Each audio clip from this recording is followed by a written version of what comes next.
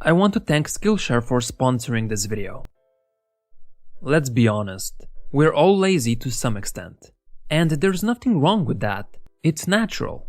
However, most of the time, it's those exact moments of laziness that make us overindulge on our bad habits. You see, when we feel motivated, it's quite easy to do the things we want to do, even if we find them difficult otherwise. But when we're feeling stressed, tired, lazy, or we've had a long day, we don't quite possess that enthusiasm to do something that requires effort. This is why on those lazy days we usually do whatever is most convenient or easy, whatever that might be. And generally that's our default behavior. In technology, default means the way something works when you start using it. For example, when you buy a new phone, the settings are already set for you. You get a default ringtone, a preset wallpaper, etc. And unless you change those settings, default is what you're stuck with. Now, it's similar with our habits. We all have certain behaviors that we adapted to that are standard to us. They have become our default and we tend to perform them almost on autopilot. Those behaviors could be positive like reading or learning new skills. Or they could be something negative like smoking cigarettes and scrolling through social media all day. Now, instead of accepting all of our behaviors as defaults, we should re-examine the ones that are not serving us. Just like we can change our ringtone, we can also adjust our behavior. And we can use our lazy nature to our advantage here. All we need to do is utilize the 20-second rule. In his book, The Happiness Advantage, Shawn Achor describes his own struggle with behavior change. Shawn had a very clear goal. He wanted to practice his guitar more often while reducing the amount of time he spent watching TV. However, he encountered a problem that many of us do whenever we want to change our behavior. Simply telling himself that he'll do it wasn't enough for him to actually do it. His guitar stayed in the closet and watching TV remained his default go-to option.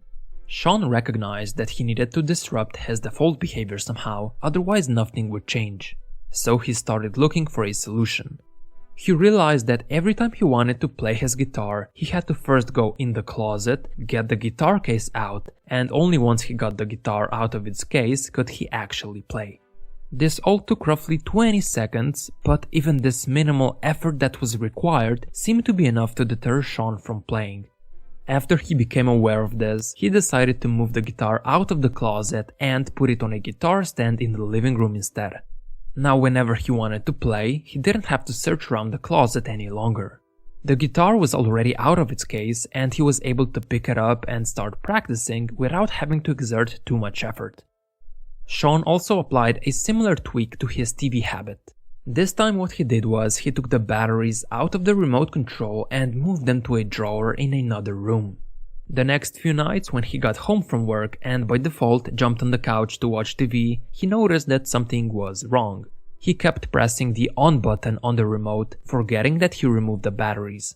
Now, Shawn didn't feel like getting up and retrieving the batteries from the other room, as this would take extra effort.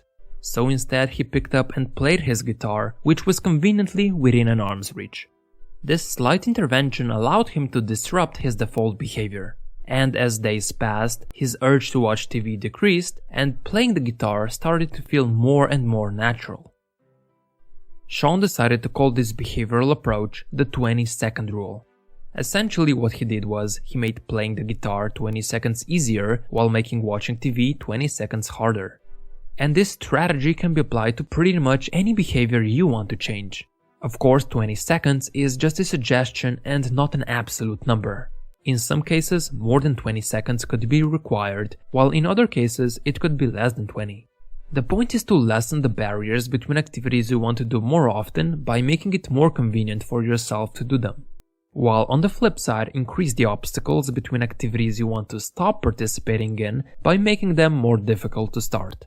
I know that this might sound simple and intuitive, but many of us don't utilize this, which is a shame since our surroundings are a huge contributing factor when it comes to our behavior. You see, usually the most difficult part of any behavior is getting started. And the more activation energy an activity requires, the less likely you are to start, especially if you're feeling tired or lazy. When I say activation energy, I mean the amount of effort you need to exert before you can begin something.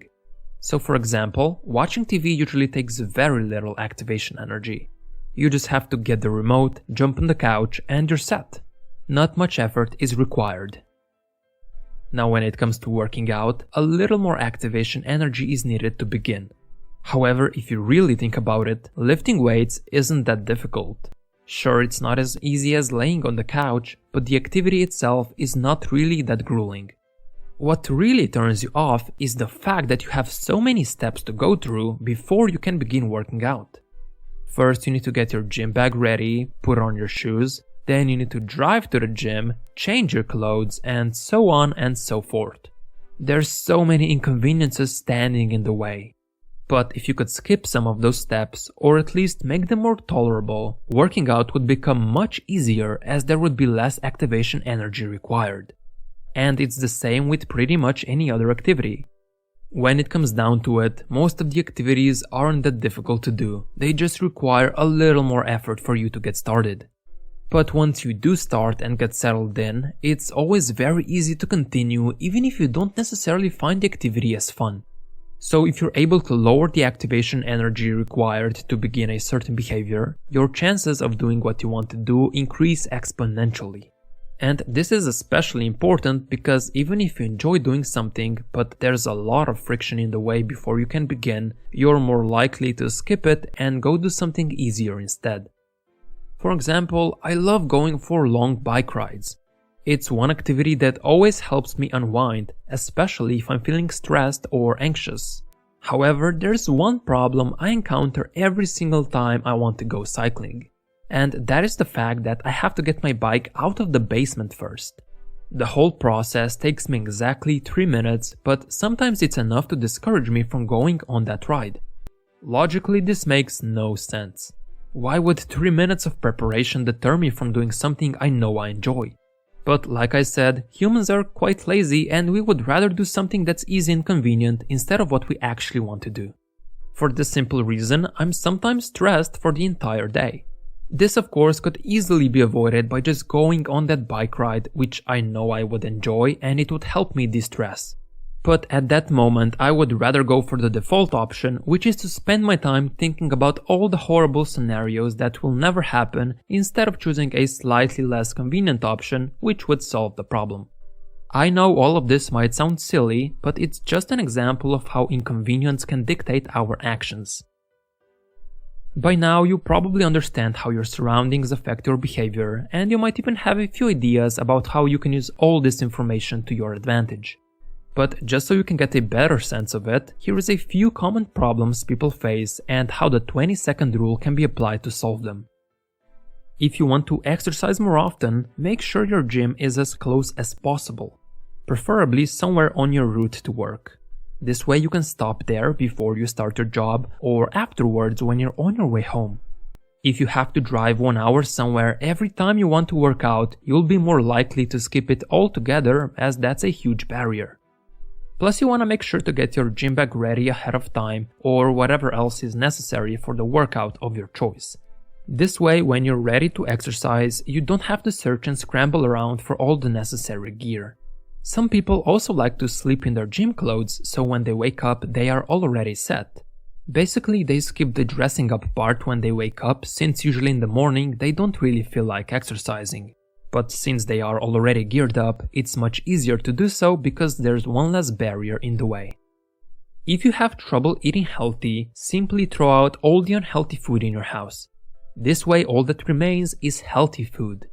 When you're hungry and you don't feel like cooking, of course you will eat whatever is most convenient. Usually that's something unhealthy that's already been factory prepared. But if there isn't anything unhealthy in your house, you now have to go out of your way to get it. And since there's this additional obstacle in the way, you're less likely to do so. But if you're the type of person that would still go out and buy junk food, then consider preparing some of your healthy meals in advance on a Sunday and simply heat them up during the week. So now if the cravings hit, there is less activation energy required to eat a healthy meal as it's already waiting there for you. Another common problem that most don't even realize is a problem is unintentional phone use when trying to work or study. You most likely always have your phone somewhere near you, and you're able to start using it whenever you want. But most of the time you check the phone simply because you're looking for a way to escape those 5 seconds of boredom and your phone is conveniently there. For this exact reason, our phones have become anti-focus devices, as they take our attention from whatever we should be doing.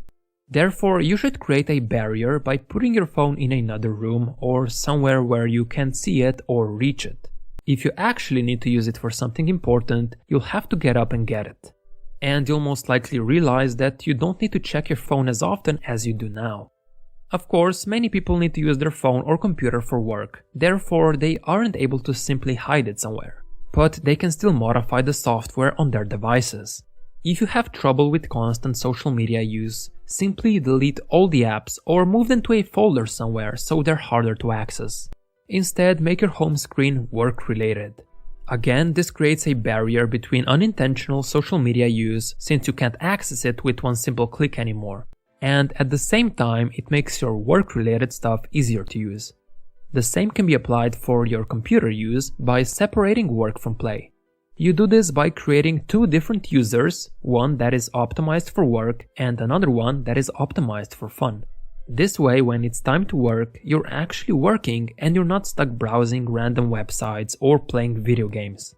Likewise, when you want to relax, you don't have anything to remind you of work and you can fully unwind. Okay, these are just a few examples of how you could increase or decrease activation energy, but there are many more options.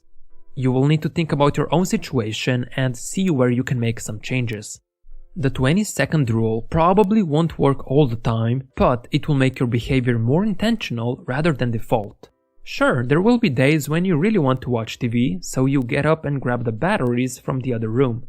Just like there will be days when I'll have no problem getting my bike from the basement. The point is to become aware of your default behaviors and be in control of them, rather than being left at the mercy of whatever is most convenient in the moment. This is why I encourage you to examine your surroundings and think about where you could add or reduce 20 seconds of activation energy. Remember, starting is always the most difficult part. So make your desired actions easy to start while making your unwanted actions difficult. This will allow you to become the master of your own behavior. Now, I want to make one activity easier for you, and that is learning. So I suggest you check out today's sponsor, Skillshare. You've probably heard about Skillshare before, but for those of you who haven't, Skillshare is an online learning platform with thousands of different classes, ranging from business to software design all the way to creativity. And your current skill level doesn't matter. Whether you're a novice or already experienced, you can definitely find a class that can teach you something new. Of course, with so many different classes to choose from, it can quickly get overwhelming and you don't know where to start. So to make that decision easier, I suggest you first check out Thomas Frank's class on habits. There you will learn all about habit formation, something that is necessary to understand in every walk of life. Now, since I want to make it as easy as I can for you to begin, I've conveniently placed a link to Skillshare down below. And for a limited time, if you use the link, you will get a free trial of Skillshare's premium membership, so you can check out the mentioned class for free. Also, to make consistent learning easier, bookmark Skillshare's page to reduce the activation energy required to start. You could even set it as a homepage to minimize the friction even further. Remember, you want to simplify your habits, and using the search bar every time is an unnecessary barrier to overcome. Anyway, thank you for watching till the very end. I hope you learned something new today, and I helped you become better than yesterday.